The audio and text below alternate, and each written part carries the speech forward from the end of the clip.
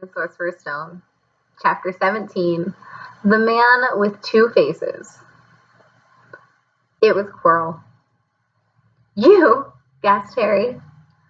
Quirrell smiled. His face wasn't twitching at all. Me, he said calmly. I wondered whether I'd be meeting you here, Potter. But I thought, Snape? Severus? Quirrell laughed, and it wasn't his usual quivering tremble either, but cold and sharp. Yes, Severus does seem the type, doesn't he? So useful to have him swooping around like an overgrown bat. Next to him, who would suspect poor, stuttering Professor Quirrell? Harry couldn't take it in. This couldn't be true. It couldn't. But Snape tried to kill me. No. I tried to kill you. Your friend Miss Granger accidentally knocked me over as she rushed to set fire to Snape at the Quidditch match. She broke my eye contact with you. Another few seconds and I'd have got you off that broom. I'd have managed it before then if Snape hadn't been muttering his counter curse, trying to save you. Snape was trying to save me?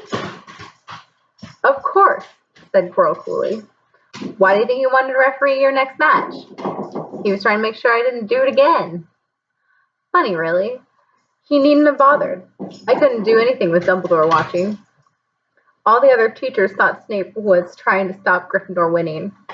And he did make himself unpopular.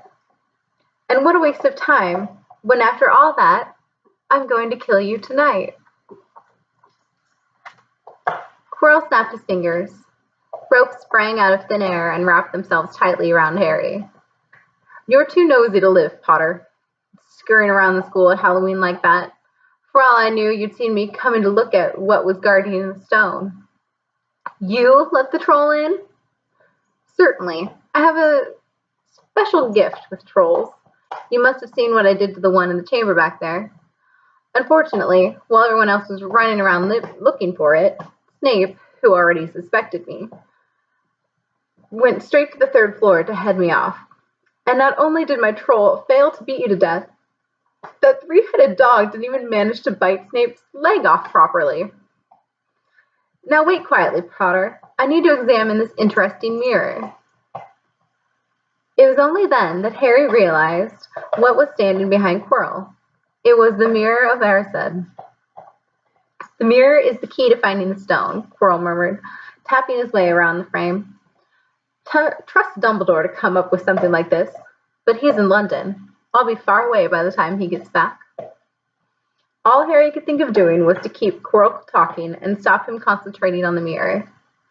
I saw you and Snape in the forest, he blurted out. Yes, said Quirrell idly, walking around the mirror to look at the back. He was on to me by that time, trying to figure out how far I'd got.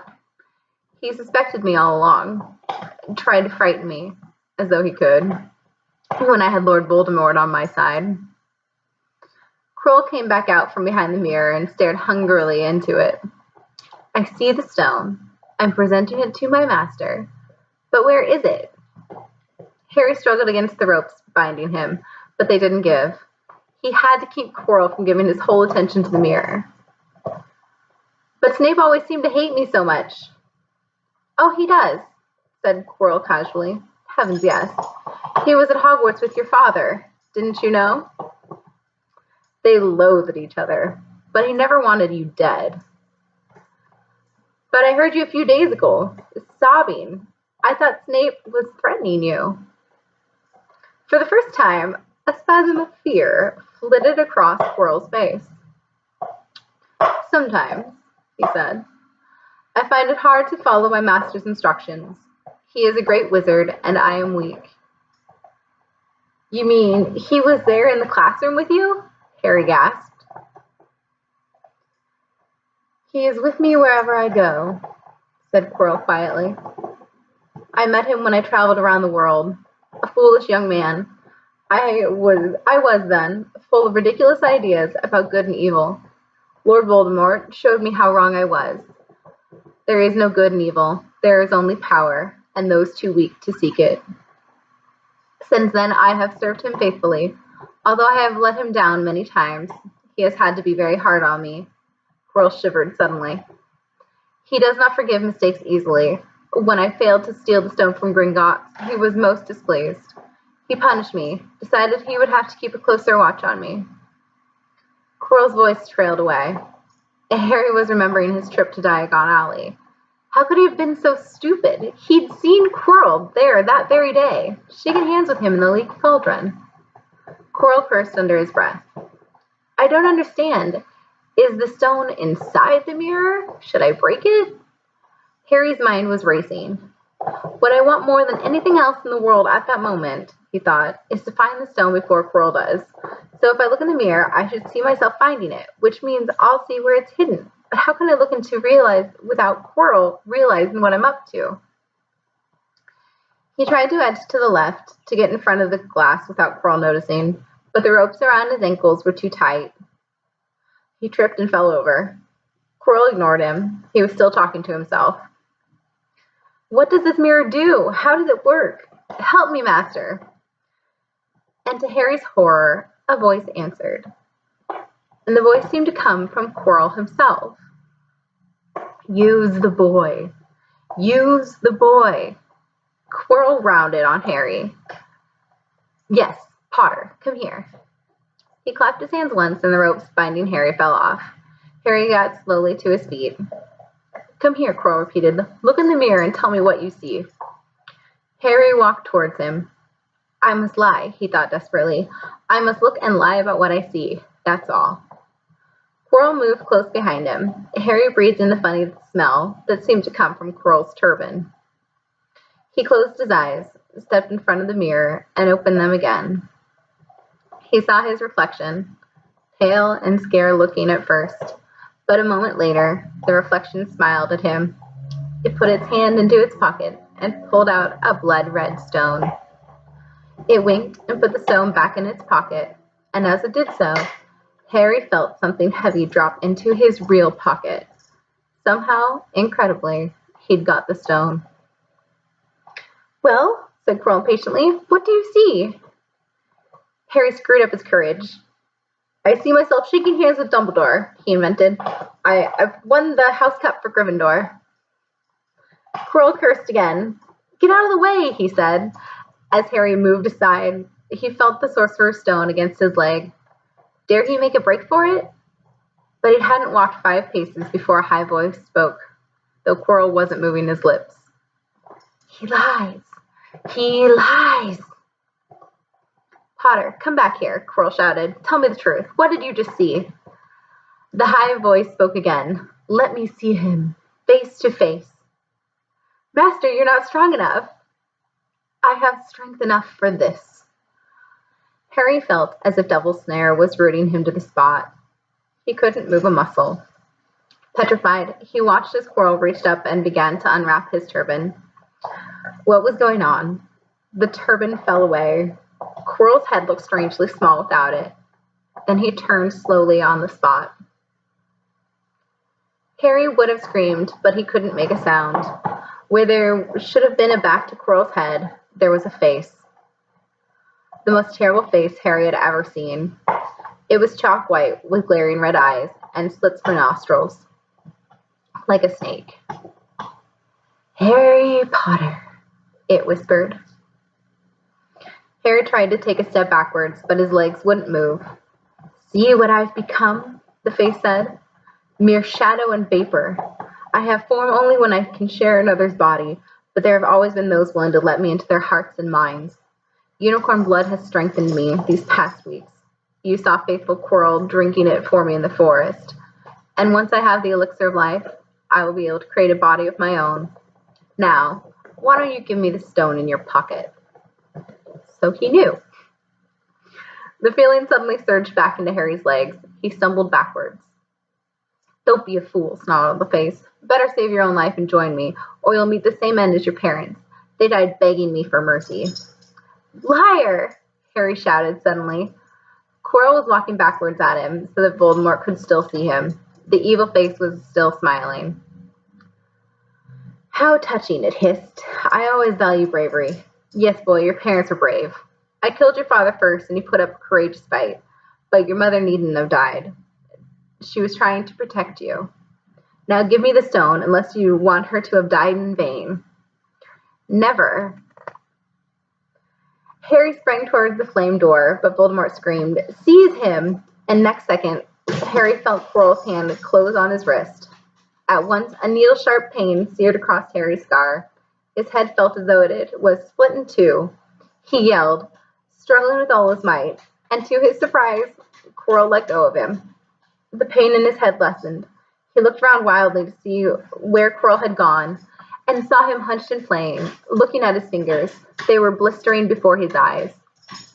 "Seize him! Seize him!" shrieked Voldemort, and again Quirrell lunged, knocking Harry clean off his feet, landing on top of him, both hands around Harry's neck. Harry's scar was almost blinding him with pain, yet he could see Quirrell howling in agony. "Master, I cannot hold him! My hands! My hands!" And Quirrell, though pinning Harry to the ground with his knees, let go of his neck and stared, bewildered at his own palms. Harry could see they looked burnt, raw, red and shiny. "Then kill him, fool, and be done!" screeched Voldemort. Quirrell raised his hand to perform a deadly curse, but Harry, by instinct, reached up and grabbed Quirrell's face. Quirrell rolled off of him, his face blistering too, and then Harry knew.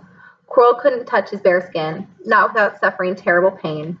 His only choice was to keep hold of Quirrell, keep him in enough pain to stop him doing a curse. Harry jumped to his feet, caught Quirrell by the arm, and hung on as tight as he could. Quirrell screamed and tried to throw Harry off. The pain in Harry's head was building. He couldn't see. He could only hear Quirrell's terrible shrieks, and Voldemort yelled, "Kill him! Kill him!" and other voices, maybe in Harry's own head, crying, "Harry! Harry!" He felt Quirrell's arm wrenched from his grasp, knew all was lost, and fell in the blackness. Down, down, down. Something gold was glinting just above him. The snitch! He tried to catch it, but his arms were too heavy. He blinked. It wasn't the snitch at all. It was a pair of glasses. How strange. He blinked again. The smiling face of Albus Dumbledore swam into view above him. "Good afternoon, Harry," said Dumbledore. Harry stared at him. Then he remembered. "Sir, the stone! It was Quirrell! He's got the stone! Sir, quick!" "Calm yourself, dear boy. You are a little behind the times," said Dumbledore. "Quirrell does not have the stone." "Then who does? Sir, Harry, please relax or Madame Pomfrey will have me kicked out." Harry swallowed and looked around him. He realized he must be in the hospital wing. He was lying in a bed with white linen sheets, and next to him was a table piled high with what seemed like half the sweet shop. "Tokens from your friends and admirers," said Dumbledore, beaming. "What happened down in the dungeons between you and Professor Quirrell is a complete secret. So naturally the whole school knows. I believe your friends, Fred and George Weasley, were responsible for trying to send you a lavatory seat. No doubt they thought it would amuse you. Madame Pomfrey, however, felt it may not be very hygienic and confiscated it." "How long have I been in here?" 3 days. Mr. Ronald Weasley and Miss Granger will be most relieved to see you've come around. They have been extremely worried." "But, sir, the stone." "I see you are not to be distracted." "Very well, the stone. Professor Quirrell did not manage to take it from you. I arrived in time to prevent that, although I must say you were doing very well on your own." "You got there? You got Hermione's owl?" "We must have crossed in midair. No sooner had I reached London than it became clear to me that the place I should be in was the one I had just left. I arrived just in time to pull Quirrell off of you." "It was you!" "I feared I might be too late." "You nearly were. I couldn't have kept him off the stone much longer." "Not the stone. Boy, you. The effort involved nearly killed you. For one terrible moment there, I was afraid it had. As for the stone, it has been destroyed." "Destroyed?" said Harry blankly. "But your friend, Nicholas Flamel." "Oh, you know about Nicholas?" said Dumbledore, sounding quite delighted. "You did do the thing properly, didn't you?" "Well, Nicholas and I have had a little chat and agreed it's for the best. But that means he and his wife will die, won't they?" "They have enough elixir stored to set their affairs in order, and then yes, they will die." Dumbledore smiled at the look of amazement on Harry's face. To one as young as you, I'm sure it seems incredible. But to Nicholas and Paranel, it really is like going to bed after a very, very long day. After all, to the well-organized mind, death is but the next great adventure. You know, the stone was really not such a wonderful thing. As much money and life as you could want. The two things most human beings would choose above all. The trouble is, humans do have a knack for choosing precisely those things that are the worst for them. Harry lay there, lost for words. Dumbledore hummed a little and smiled at the ceiling. Sir, said Harry, I've been thinking. Sir, even if the stone's gone, you know who. Call him Voldemort, Harry. Always use the proper name for things. Fear of a name only increases fear of the thing itself. Yes, sir. Well, Voldemort's going to try other ways of coming back, isn't he?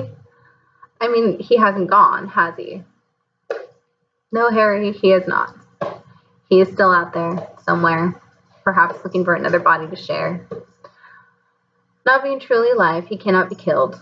He left Quirrell to die. He shows just as little mercy to his followers as his enemies.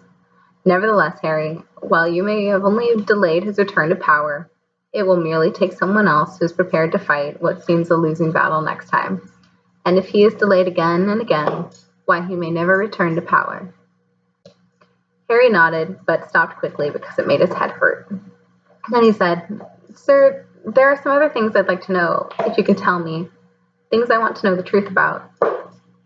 The truth, Dumbledore sighed. It is a beautiful and terrible thing, and should therefore be treated with caution. However, I shall answer your questions, unless I have a very good reason not to, in which case, I beg you'll forgive me, I shall not, of course, lie. Well, Voldemort said that he only killed my mother because she tried to stop him killing me. But why would he want to kill me in the first place? Dumbledore sighed deeply. This time. Alas, the first thing you asked me, I cannot tell you. Not today, not now. You will know one day. Put it from your mind for now, Harry. When you are older, I know you hate to hear this. When you're ready, you will know. And Harry knew it would be no good to argue. But why couldn't Quirrell touch me? Your mother died to save you. If there is one thing Voldemort cannot understand, it is love. He didn't realize that love as powerful as your mother's for you leaves its own mark. He didn't realize, not a scar, no visible sign, to have been loved so deeply, even though the person who loved us is gone, will give us some protection forever. It is in your very skin. Quirrell, full of hatred, greed, and ambition, sharing his soul with Voldemort, could not touch you for this reason. It was agony to touch a person marked by something so good. Dumbledore now became very interested in a bird out the windowsill, which gave Harry time to dry his eyes on the sheet. When he found his voice again, Harry said, And the invisibility cloak, do you know who sent it to me? Ah, your father happened to leave it in my possession, and I thought you might like it. Dumbledore's eyes twinkled. Useful things. Your father used it mainly for sneaking off to the kitchens and stealing food when he was here. And there's something else. Fire away. Quirrell said Snape. Professor Snape, Harry. Yes, him. Quirrell said he hates me because he hated my father. Is that true? Well, they did rather detest each other, not unlike yourself and Mr. Malfoy. And then your father did something Snape could never forgive. What? He saved his life. What? Yes, said Dumbledore dreamily. Funny, the way people's minds work, isn't it? Professor Snape couldn't bear being in your father's debt. I do believe he worked so hard to protect you this year because he felt that it would make him and your father quits. Then he could go back to hating your father's memory in peace. Harry tried to understand this, but it made his head pound, so he stopped. And sir, there's one more thing. Just the one? How did I get the stone out of the mirror? Ah, now I'm glad you asked me that. It was one of my more brilliant ideas, and between you and me, that's saying something. You see, only one who wanted to find the stone, find it, but not use it, would be able to get it. Otherwise, they'd just see themselves making gold or drinking elixir of life. My brain surprises even me sometimes. Now, enough questions. I suggest you make a start on these sweets. Ah, pretty butts every flavor beans. I was unfortunate enough in my youth, to come across a vomit-flavored one. And since then, I'm afraid I've rather lost my liking for them. But I think I'll be safe with a nice toffee, don't you? He smiled and popped the golden brown bean into his mouth. Then he showed it and said, "Alas, earwax." Madame Pomfrey, the matron, was a nice woman, but very strict. "Just 5 minutes," Harry pleaded. "Absolutely not. You let Professor Dumbledore in?" "Well, of course, that was a headmaster. Quite different. You need rest." "I am resting. Look, lying down and everything." "Oh, go on, Madame Pomfrey." "Oh, very well, but 5 minutes only." And she let Ron and Hermione in. "Harry!" Hermione looked ready to fling her arms around him again, but Harry was glad she held herself in, as his head was still very sore. "Oh, Harry, we were sure you were going to. Dumbledore was so worried. The whole school's talking about it," said Ron. "What really happened?" It was one of those rare occasions when the true story is even more strange and exciting than the wild rumors. Harry told them everything: Quirrell, the mirror, the stone, and Voldemort. Ron and Hermione were a very good audience. They gasped in all the right places, and when Harry told them what was under Quirrell's turban, Hermione screamed out loud. "So the stone's gone?" said Ron finally. "Flamel's just going to die?" "That's what I said, but Dumbledore thinks it's, what is it? To the well-organized mind, death is but the next great adventure." "I always said he was off his rocker," said Ron, looking quite impressed at how mad his hero was. "So what happened to you two?" said Harry. "Well, I got back all right," said Hermione. "I brought Ron round. That took a while. And we were dashing up to the Owlry to contact Dumbledore when we met him in the entrance hall. He already knew. He said, 'Harry's gone after him, hasn't he?' and hurtled off to the 3rd floor. "Do you think he meant you to do it?" said Ron. "Sending you his father's cloak and everything?" "Well," Hermione exploded, "if he did, I mean to say, that's terrible. You could have been killed." "No, it isn't," said Harry thoughtfully. "He's a funny man, Dumbledore. I think he sort of wanted to give me a chance. I think he knows more or less everything that goes on here, you know. I reckon he had a pretty good idea we were going to try, and instead of stopping us, he just taught us enough to help. I don't think it was an accident he let me find out how the mirror worked. It's almost like he thought I had the right to face Voldemort if I could."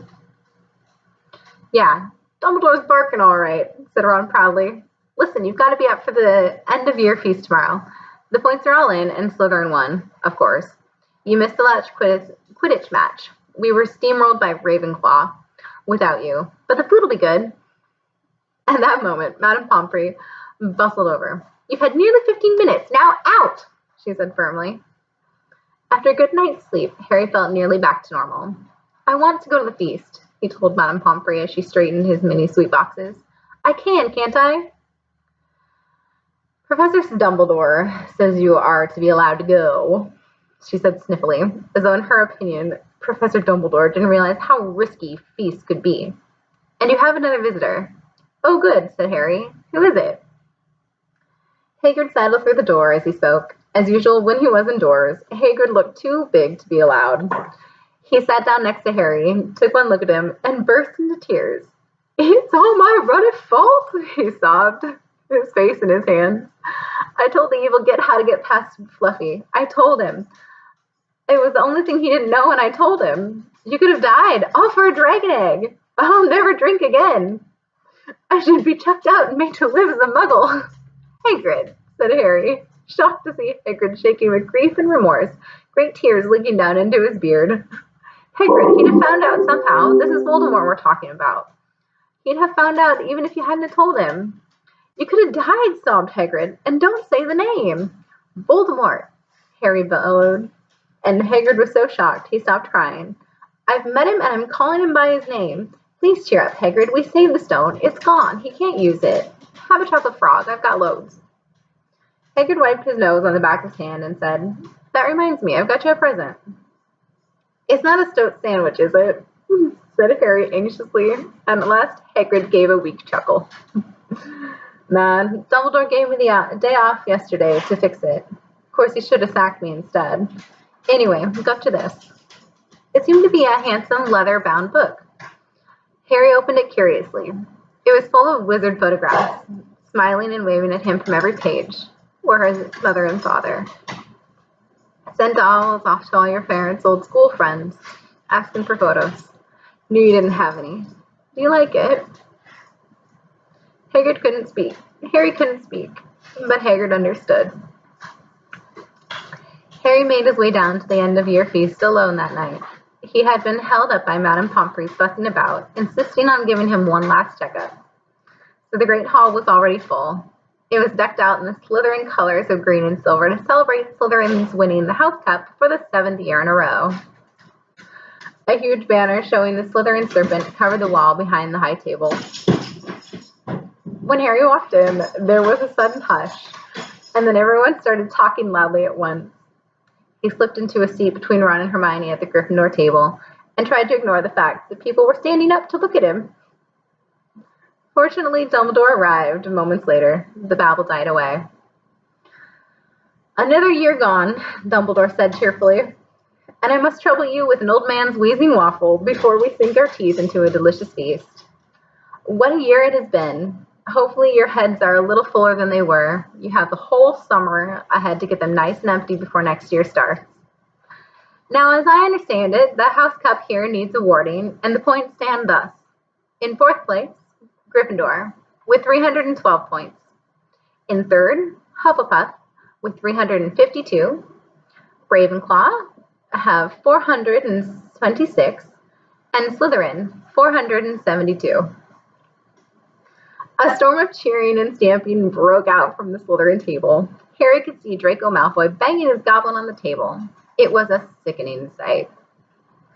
Yes, well done, Slytherin, said Dumbledore. However, recent events must be taken into account. The room went very still. The Slytherin smiles faded a little. Ahem, said Dumbledore.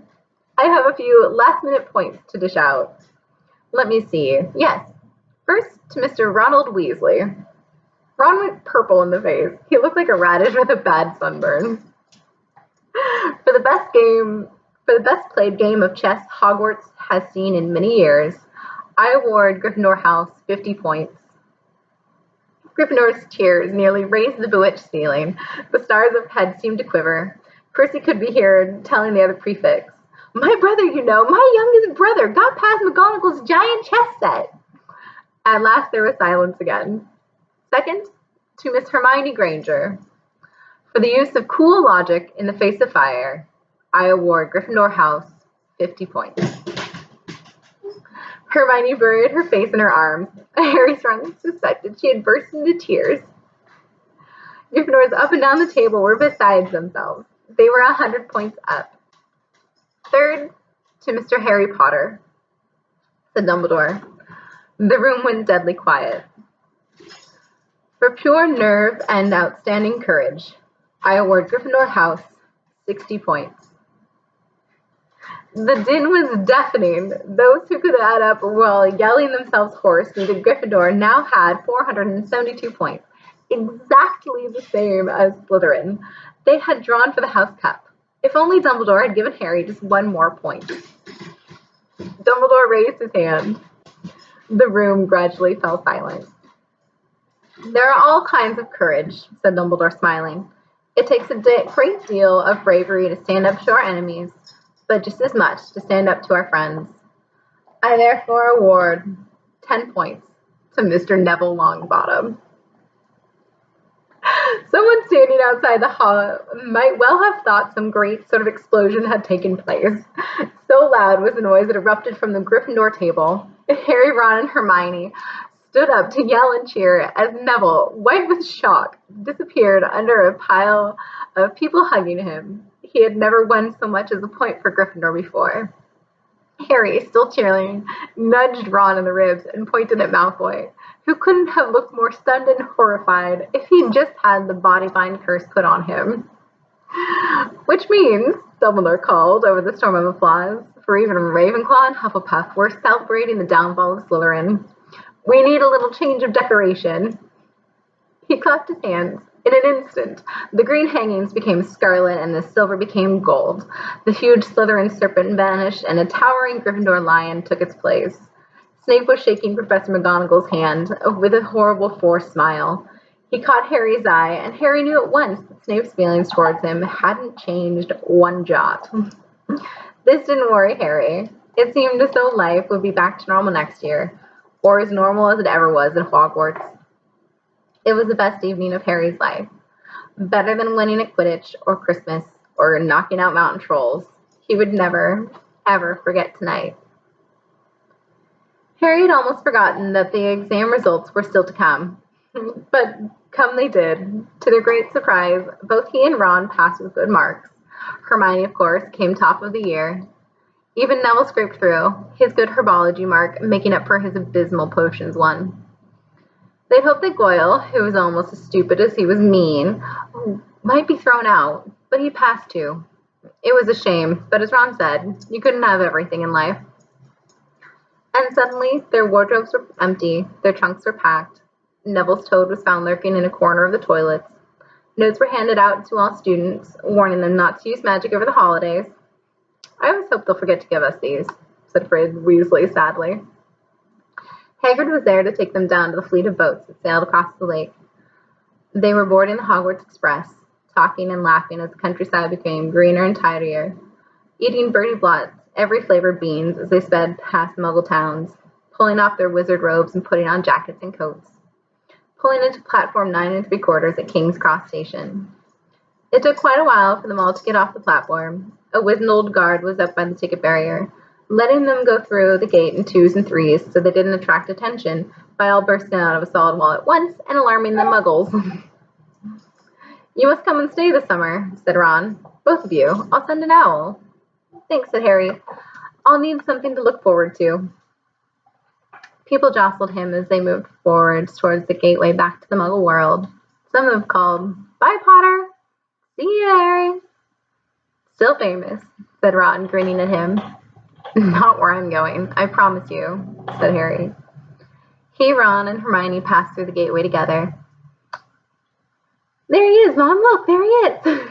It was Ginny Weasley, Ron's younger sister, but she wasn't pointing at Ron. Harry Potter, she squealed. Look, Mom, look, I can see.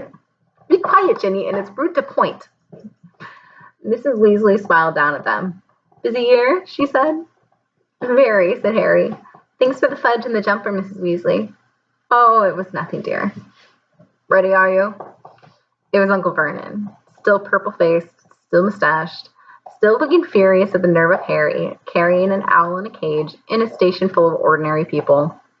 Behind him stood Aunt Petunia and Dudley, looking terrified at the very sight of Harry. You must be Harry's family, said Mrs. Weasley. In a manner of speaking, said Uncle Vernon. Hurry up, boy, we haven't got all day. He walked away. Harry hung back for a last word with Ron and Hermione. See you over the summer, then. Hope you have a good holiday, said Hermione, looking uncertainly after Uncle Vernon, shocked that anyone would be so unpleasant. Oh, I will, said Harry, and they were surprised at the grin that was spreading over his face. They don't know we're not allowed to use magic at home. I'm going to have a lot of fun with Dudley this summer.